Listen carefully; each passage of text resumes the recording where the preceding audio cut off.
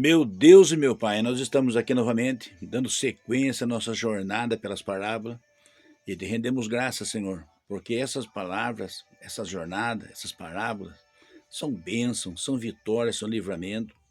E eu creio, Senhor, que ela vai ativar, ela está ativando, ela tem ativado muitas pessoas para que as pessoas conheçam o Senhor Jesus, mas também conheçam o que ele ensinou, conheçam a vontade do Senhor Jesus, o desejo do Senhor Jesus.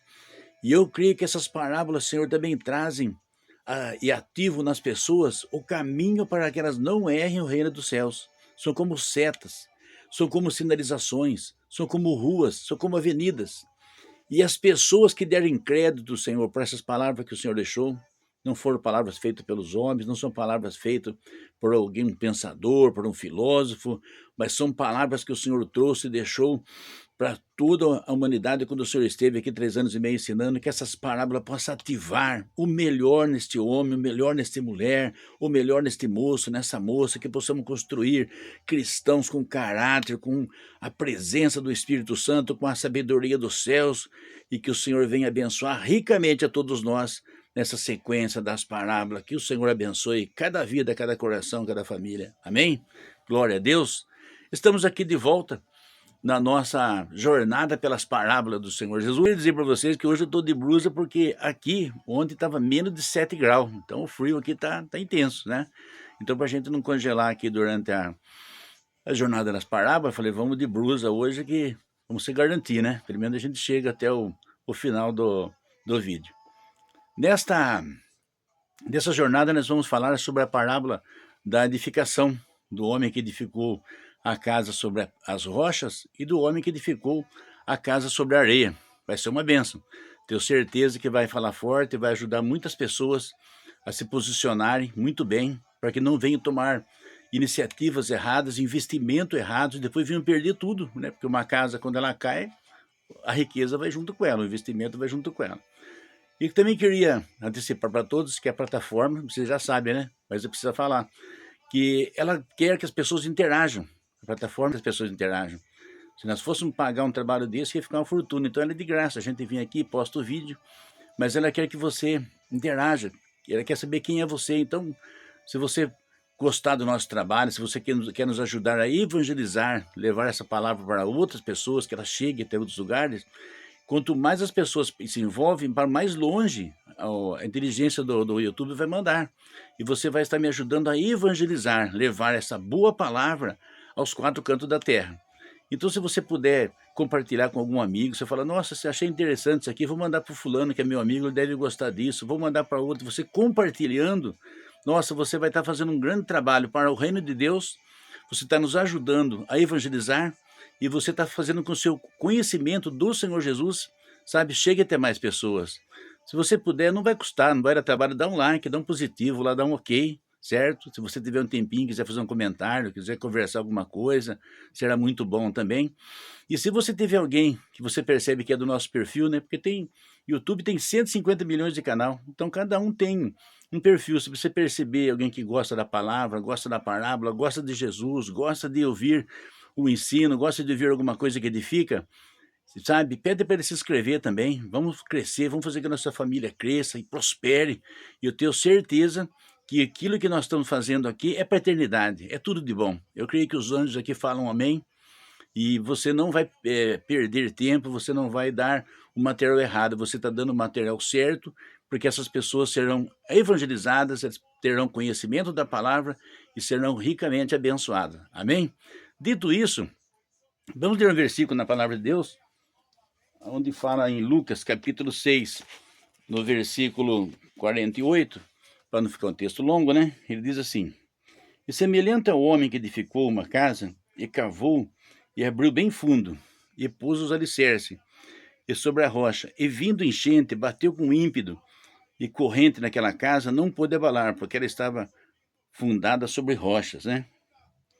Então, o Senhor Jesus, ele estava falando com os seus discípulos, e ele estava falando a respeito de pessoas que chamam ele de Senhor, Senhor, né? Porque todo mundo naquela hora, vendo ele curar, todo mundo queria ser amigo dele, né? É que nem aquele ditado, né? Ninguém quer ser pai de filho feio, mas do filho bonito todo mundo quer ser pai, né? Então todo mundo falava: "Ô mestre, ô rabi", né, tava lá os fariseus, saduceus, os heteus, os estrangeiros, vendo aquelas maravilhas, né, até a gente, até nós, eu acredito, se tivéssemos lá, queríamos chegar perto, queríamos cumprimentar, né, quem que não queria? O homem estava levantando paralítico, ressuscitando morto, curando leproso, ele era uma eminência, naquele momento, né, ele estava numa grande eminência. Aí todo mundo: "Senhor", e rabi, e ele começou a ficar, eh como dizer assim, implicado, né, ele ficou indignado, ele ficou incomodado com a situação, porque o Senhor Jesus, meus irmãos, ele sabe discernir hipocrisia, falsidade, gente dissimulado, gente falsa, gente mentirosa, e ele sabia que uma grande parte daquelas pessoas estava ali fazendo média, né, e pessoas que às vezes não gostavam dele, não estavam acreditando na mensagem dele, não queria seguir ele, estava só querendo os benefícios que ele podia dar, então ele sabia disso.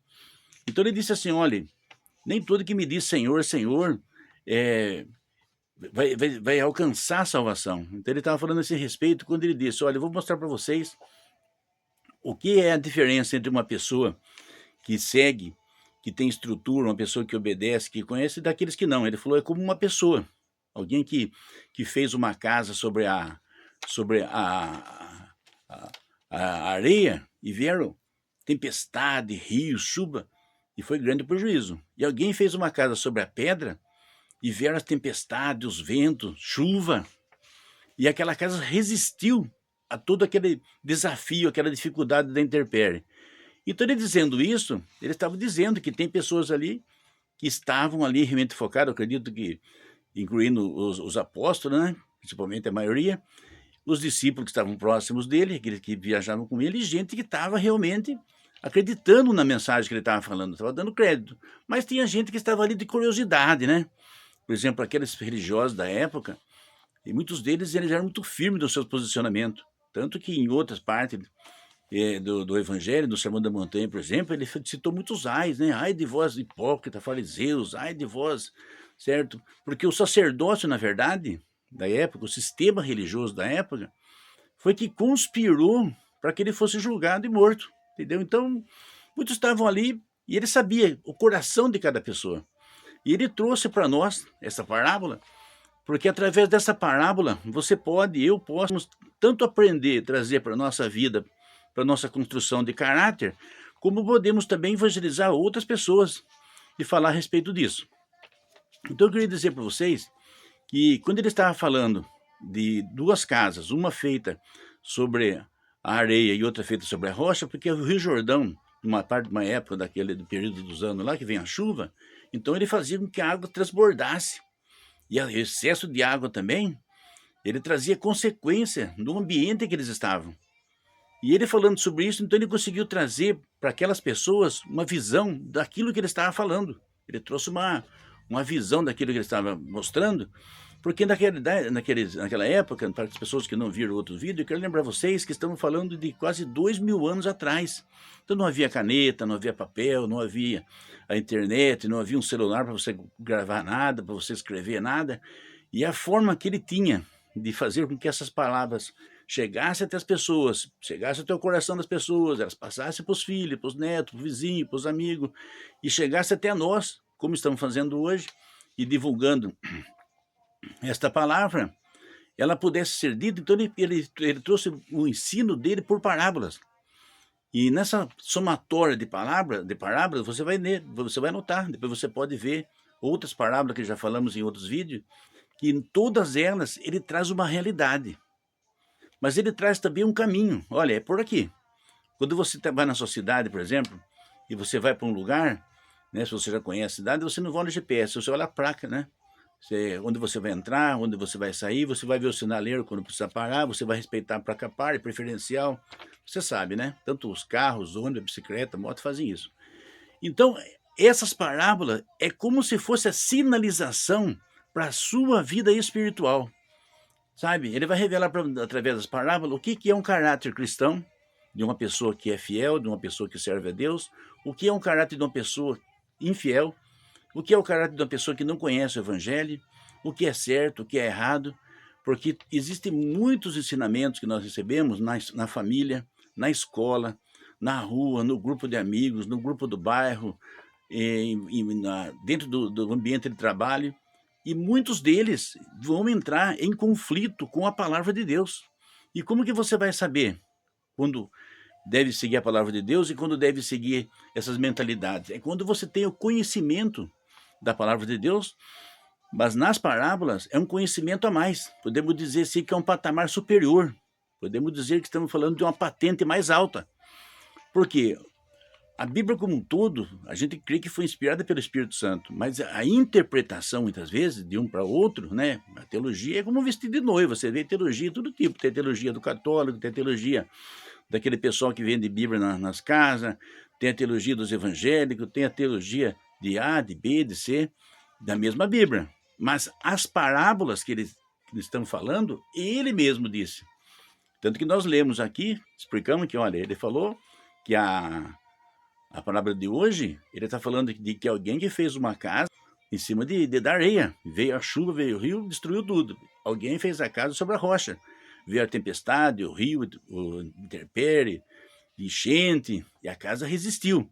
Então, sobre essa parábola, o mesmo que ele falou, eu estou repetindo para você. E vou ajudar você a trazer contexto, ajudar você a fazer uma interpretação, porque tem pessoas, às vezes, ela tem dificuldade de ler outras partes da Bíblia.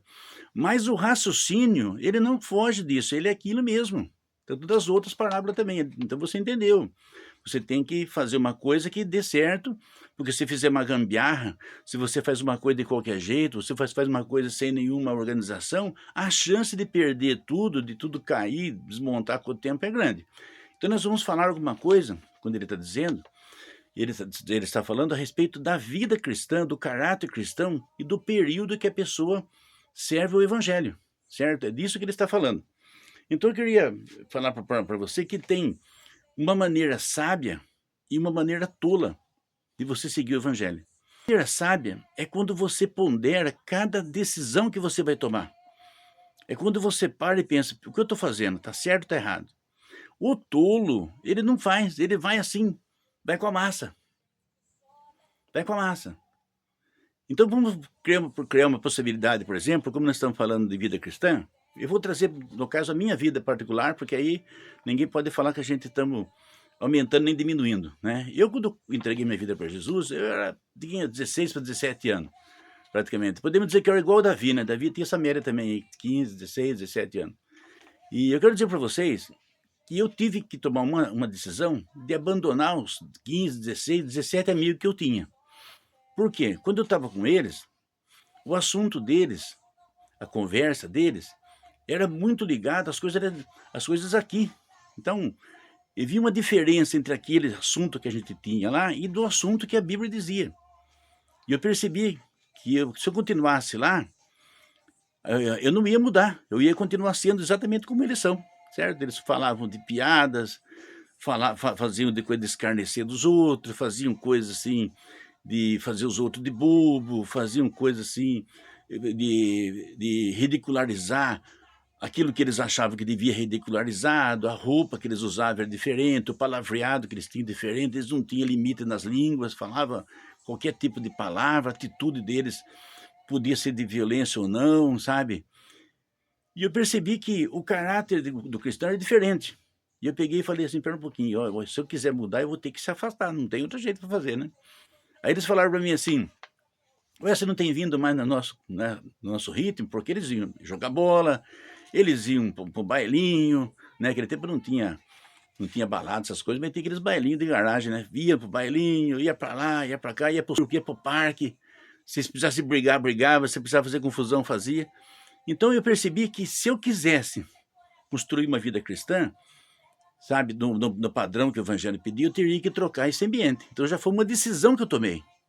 E depois que eu peguei amizade com o pessoal que era da igreja, eu percebi que eles falaram para mim assim, olha, você tem que mudar o palavreado seu, você fala muita gíria, certo? Você fala muita gíria, esse tipo de conversa não é legal aqui no meio dos crentes. Aí passa um tempo, ele vê na minha roupa, ele falou, essa roupa sua não está inadequada, né? Eu, naquela época, era da moda dos meninos que ia para lá para cá, a gente usava uma calça boca de 42 centímetros, em 44 centímetros, cobria o pé, a gente ia varrer na rua. A calça da gente ia cobrindo o sapato, sabe? A gente tenta dar risada hoje, pode rir, não tem problema, porque é engraçado mesmo, né? Se a gente vê uma pessoa assim hoje, a gente vai rir, é muita coisa. Mas na época, né, estamos falando de coisa de, sei lá, de mais de 40 anos atrás, então era uma coisa assim, que naquela época era legal, sabe? Os meninos na época começavam a usar calça lilás, né?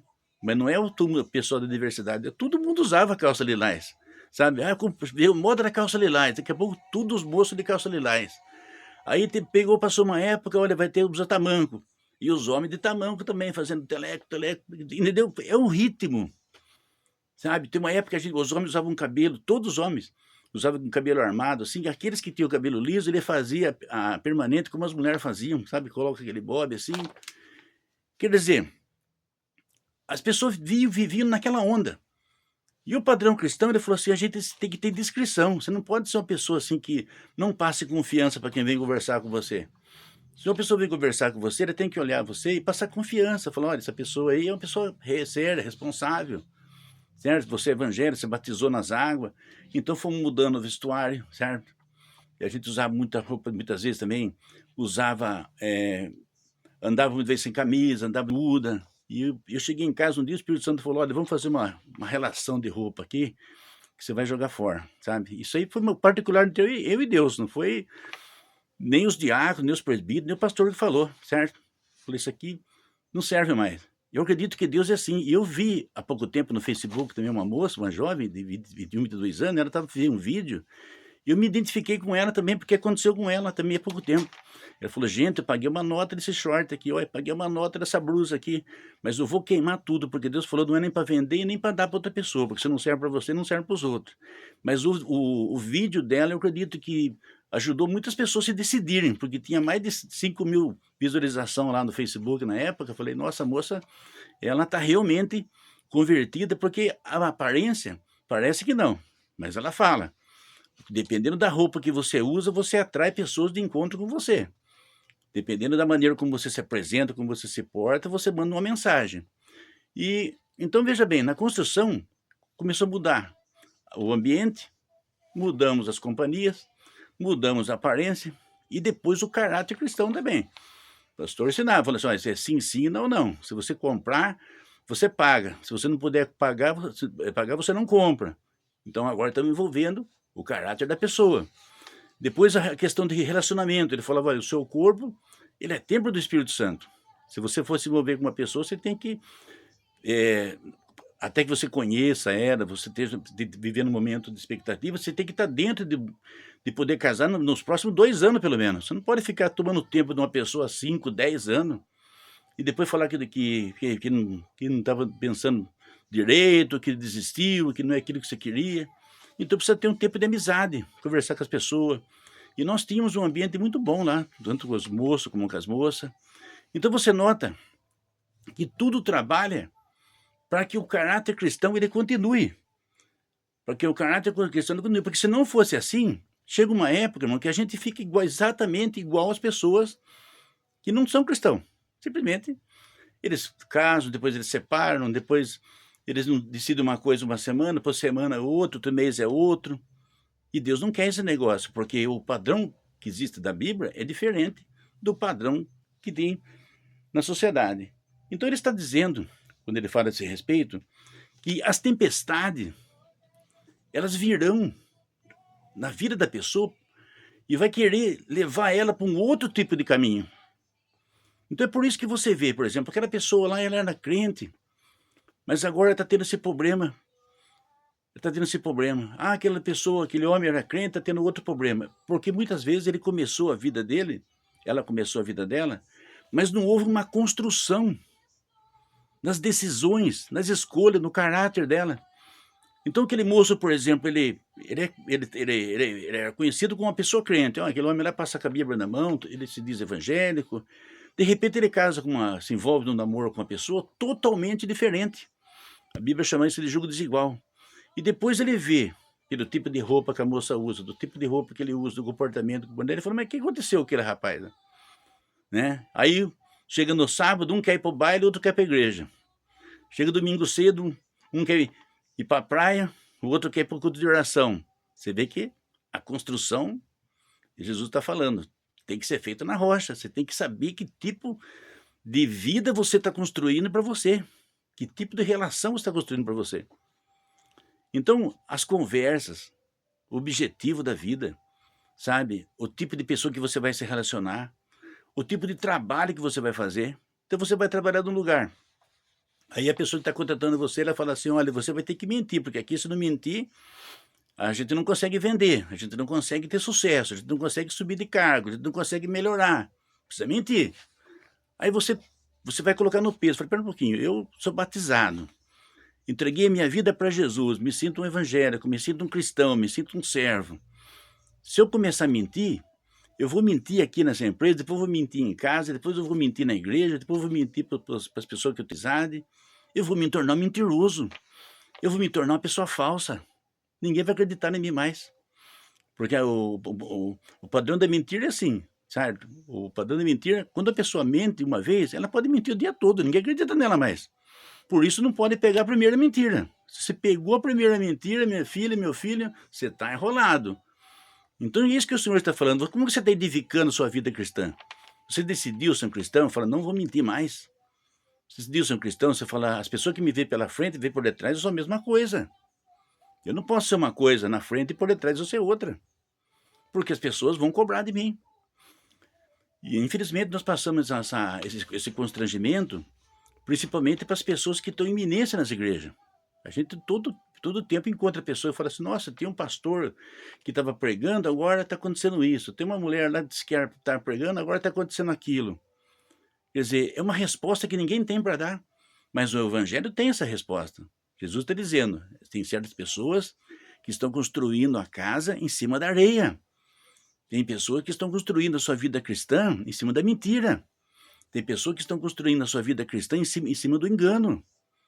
Uma construção meia boca. Não, isso aqui eu faço do jeito que a Bíblia quer. Isso aqui eu faço do jeito que eu quero. Isso aqui eu faço do jeito que os apóstolos falaram. Não, isso aqui eu faço do jeito que o meu pastor está falando. Ele fala o que ele quer também. Vira uma salada complexa. Porque o tempo, o Senhor está dizendo, vai se encarregar de mostrar que tipo de crente, que tipo de cristão, que tipo de atitude, que tipo de vida você construiu. Porque se a pessoa, ele está dizendo, quando ela constrói a casa em cima da rocha, dá trabalho, sabe? Eu posso falar alguma coisa porque eu trabalhei um tempo da minha vida trabalhando com esse tipo de construção, fizemos até prédios, casas grandes, né? O que acontecia? De acordo com o peso que vai em cima daquele alicerce, é um tipo de alicerce, certo? Se você vai fazer uma casa simples, é um alicerce. Praticamente, se for um terreno plano, é uma coisa fácil, rápido, barato, né? Perto dos outros. Se o prédio é 2 andares, aí tem que mudar tudo aí, viu? Aí vai cimento, vai coluna de concreto, ferragem. E se é 3 andares, nossa, aí é mais reforçado ainda. E se o terreno é inclinado para trás? Nossa, tem que fazer um monte de trabalho. Você vê? Por que estamos falando isso? Porque tem pessoas que, além de ser um cristão, ele quer ser um cantor gospel, por exemplo. Olha, o cantor gospel, ele vai ficar, todo mundo vai olhar para ele. Todo mundo vai olhar para ela. Todo mundo vai acompanhar.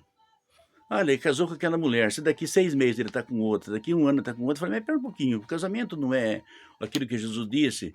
Não foi o que o Senhor disse? Deixará o homem seu pai e sua mãe, e nisso tirar sua mulher uma só carne? Como é que agora, cada 6 meses ele está trocando de carne, né? Complicado, né? Aí, por quê?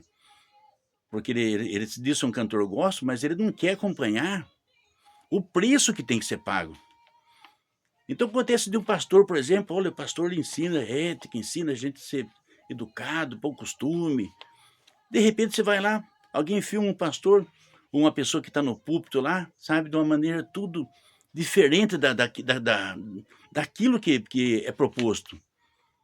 Aquela pessoa vai falar: meu, aquele pastor é errado, os outros pastores são errados, quem está errado? Você cria uma situação de conflito, que Jesus chama isso de escândalo. Que as pessoas passam a duvidar não de você, passam a duvidar da Bíblia, passam a duvidar do Evangelho. Então veja bem, o Senhor está dizendo isso porque pode ocorrer de pessoas que construíram o seu ministério em cima de uma rocha. E ele teve muito cuidado de fazer uma base bem feita até onde ele queria chegar. Até onde ele queria chegar. Veja, por exemplo, o que acontece se uma pessoa ela passa a estar num lugar de eminência, ela é visto, mas ela é julgado também. Hoje essa palavra julgado está meio em crise, ninguém quer falar desse negócio, mas no outro vídeo depois no Instagram nós estamos falando a esse respeito, que o julgamento, segundo a sociedade, pode muitas vezes ela trazer conflito, né, porque se um ficar julgando o outro, ninguém praticamente todo mundo vai ser condenado. Mas quando você está num grupo, numa igreja, numa família, o julgamento é necessário. Então, por exemplo, os pais começam a criar os filhos. Aí um dia o filho chega em casa bêbado, gritando com todo mundo. Opa, ninguém vai julgar? Não, o pai da família tem que falar, meu, precisa ter uma conversa com você. O que aconteceu ontem não pode se repetir mais aqui. Se tem alguma coisa para conversar, não é conversa agora, não pode se repetir, certo? Então, alguém está julgando alguém. Alguém está julgando alguém. Aí chega, por exemplo, alguém chega lá, o casal chega a mulher, por exemplo, ela vai no cartão de crédito e ela quebra o cartão de crédito. Tem uma família, muitas vezes, precisando daquele recurso. Então alguém tem que chegar para ela e falar, viu, o que aconteceu? Você quebrou no cartão de crédito? Você esqueceu que a gente tem boleto para pagar, tem água e luz? Não está julgando? Está julgando. Vamos supor que o marido resolve lá um dia, ir no aniversário de um colega dele lá, e fica bêbado lá, certo? Dorme todo dia, aparece no outro dia, 10 horas da manhã, é a mulher que vai julgar ele agora, né? É, você pensou que os homens iam ficar sem, né? Você achou que os homens iam ficar baratos com ele? Não, vai chegar nele também, pera um pouquinho aí. Conhece aí, não conhece esse aí? Você esqueceu que você é casado? Esqueceu que você tem compromisso? Esqueceu que tem família? Tá tendo um julgamento? Tá tendo uma cobrança? Tá tendo, irmãos. Numa igreja é a mesma coisa. É a mesma coisa. Se você se decide e falar, olha, eu vou se batizar e vou pertencer a esse grupo. Aí você vai lá, compra um monte de lugar, não paga ninguém. A pessoa fala, viu, pastor, aquele homem ele é membro da sua igreja, ele é batizado, ele se tornou membro, sim. Olha, é o seguinte, ele deve para todo mundo, não paga ninguém. O pastor ele vai falar, não, mas eu não posso julgar ninguém, ninguém julga ninguém conversa com ninguém toca no assunto com ninguém é problema de ninguém. Como? Então você é um... Você não foi chamado para cuidar do rebanho, você não foi chamado para ensinar? Então essas pessoas, quando vão batizar nas águas, quando eles vão se aceitam como membro, tem que ter uma entrevista com ele. Fala, olha, é o seguinte, você sabe que o caráter cristão é diferente do povo do mundo. Você vai estar em contato com um monte de gente na igreja, as pessoas vão achar que você é uma pessoa séria, responsável, então pode até acontecer de você comprar e não poder pagar, mas você vai no lugar que você comprou, explica para a pessoa, fala, olha, esse mês eu não tenho como pagar, estou com esse problema, com esse, mas não pode ser com 10 pessoas, com 20 pessoas. Então, relacionamento, por exemplo, como é que, por exemplo, se existe dentro da igreja, sabe, um padrão moral, um padrão cristão, as pessoas têm que confiar nos homens que estão lá, precisa confiar nas mulheres que estão lá. Se eles vão se envolver num relacionamento, tem que ser uma coisa tem que ser uma coisa para casamento. Você já pensou, por exemplo, no caso de uma comunidade, de uma igreja, as pessoas namoram, por exemplo, a moça namora 20 moços, ou o moço namora 20 moços e fica tudo junto depois ali, ninguém casa com ninguém se envolve com ninguém. Está tendo uma falha no caráter, porque eles não estão namorando para casamento, eles estão namorando para passar tempo. Quem faz isso? As pessoas que não são cristãos, porque o corpo da pessoa é templo do Espírito Santo. Então você nota que Jesus está falando da construção de coisas que vai derrubar você lá na frente. Porque se você cria uma vida cristã de qualquer jeito, alguém vai te afrontar, falar, viu, mas que crente que é você? Que mulher de Deus que é você? Que homem de Deus que é você? Aí você fala, não vou na igreja mais. Não vou ser crente mais por causa disso. Nunca mais eu coloco o pé na igreja por causa disso. Então você vê, você construiu, muitas vezes, a sua vida cristã, você construiu o seu futuro de qualquer forma, de qualquer maneira. Então aquelas pessoas que estavam em volta dele ali, vendo a cura, vendo o milagre, eles estavam prontos a pagar o preço? Eles estavam prontos a renunciar? Porque ele mesmo disse, olha, aquele que quiser vir após mim, renuncie a si mesmo, pegue sua cruz e siga-me. Ele não falou, é um oba-oba, vamos lá, se der, Deus, se não deu, desce, seja de qualquer jeito. Porque se você fizer isso, você está fazendo uma construção, mas em cima da areia. Você está tendo uma vida cristã, mas em cima da areia. Você está tendo um ministério, você está sendo um cantor gospel, um líder, um pastor, um levita, você está sendo qualquer coisa, mas em cima da areia. Em cima da areia. Porque Quando você se propõe a servir a Deus, você vai encontrar uma resistência de duas partes. Primeiro, do adversário. Satanás ele vai querer atrapalhar a sua caminhada, de uma forma ou de outra. E a sociedade também, se ela não é igual, ela tende a pensar diferente, tende a criticar, desfazer. Desfazer a sua roupa, desfazer da sua conduta, desfazer da sua forma de acreditar, desfazer da sua música, desfazer da forma como você ora, desfazer da forma como você serve, dessa forma que você ama. Você está pronto para lidar com pessoas que pensam diferente, porque é isso que os apóstolos fizeram. Você pensa que o Senhor Jesus, dos 3 anos e meio que ele teve, ele foi aceito por todo mundo? Você pensa que em todo lugar eles paravam sentados para ouvir ele? Não, irmãos. Ele chegou em Cafarnaum e Betsaida e pediram para ele sair de lá. Ele expulsou o demônio de alguém, pegou nos porcos em Gadara. Os moradores falaram, vai embora daqui, não queremos que você fique aqui, você está matando os porcos da gente. Teve lugar que a pregação dele ficou forte, quiseram jogar ele para um abismo. Você pensa que a vida dele foi fácil quando vieram avisar ele da morte de João Batista? Então, ele está dizendo, o caráter cristão, aquele que segue ele, por isso que ele disse, quem me segue, que pegou o arado, não olha para trás, porque vai ter resistência, vai ter conflito, vai ter desafios, vai ter cobrança, vai ter alguém que vai estar sempre criando uma situação desfavorável, vai ter alguém que vai desmerecer você. Isso é uma realidade. Você está pronto para isso? Ah, não, se me desmerecer eu largo minha Bíblia e nunca mais volto na igreja. Eu quero ir lá só para ver alegria. Eu quero ir lá só para receber bênção, prosperidade, trabalho, dinheiro. Eu quero ir lá para melhorar. Não quero saber de problema, não quero saber de luta. A sua casa está em cima da areia. Você sabia que na Nigéria hoje, muitos cristãos que estão sendo mortos a facão lá? Mas então eu vou ter que ir na Nigéria? Não, você não precisa ir na Nigéria. Você não precisa ir, se Deus não quiser que você vá. Mas você pode pensar assim, olha, eu vou me esforçar, eu vou pagar preço, eu vou abrir mão de muita coisa que eu gosto, que eu quero, que eu acharia legal, porque tem gente que está dando a sua vida em outro lugar. Não está pagando preço por pouca coisa, está dando a sua vida. Os apóstolos, a maioria deles também deram suas vidas. Então eu consigo melhorar nesse aspecto, eu consigo melhorar no meu palavreado, eu consigo melhorar no meu caráter, eu consigo melhorar na minha roupa, eu consigo melhorar na minha conduta. Se eu tenho um cargo dentro da igreja, se eu trabalho independente do ministério, nós estamos falando com um monte de cristão, pode ter muitas igrejas diferentes, podemos ter pessoas que não são crentes, pessoas que estão ouvindo, mas se você propõe fazer alguma coisa e você se decidiu servindo a Deus, você fala, eu tenho que me esforçar. Eu tenho que me esforçar para não mentir, eu tenho que me esforçar para ser uma pessoa que as pessoas me aceitem. Se eu errar, eu tenho que pedir desculpa, olha, eu errei. Se eu ofendi a pessoa, magoei a pessoa, se eu feri a pessoa, eu tenho que pedir perdão.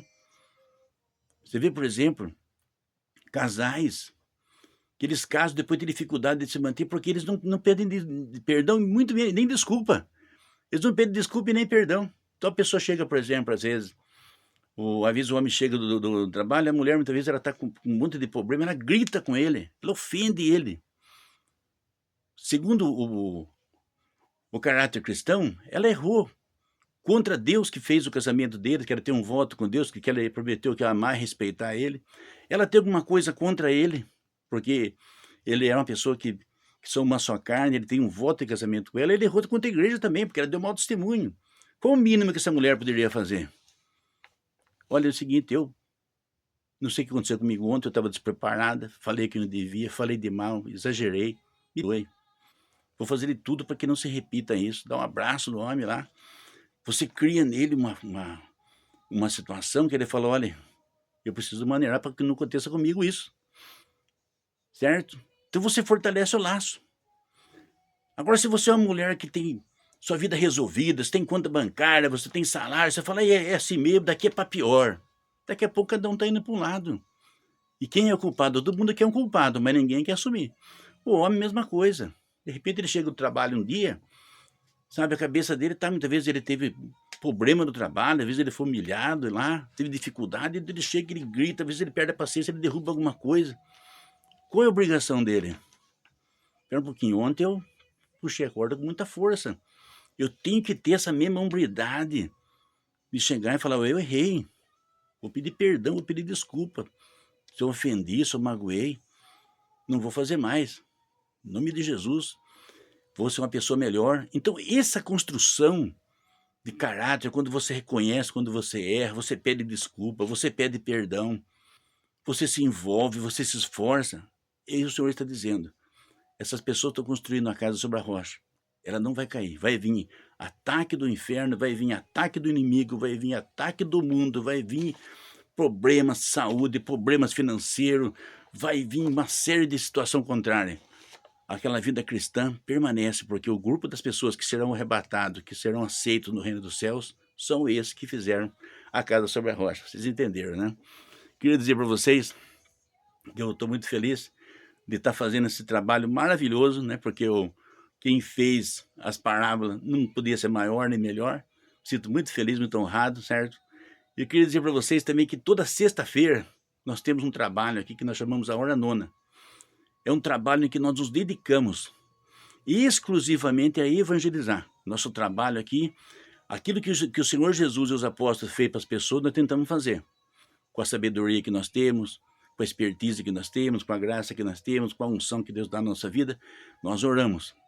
O que Deus vai fazer depois que nós oramos é entre você e Deus. Mas nós trazemos uma palavra, geralmente trazemos 2, 3, 4 posicionamento, porque o posicionamento é aquilo que mantém você de pé.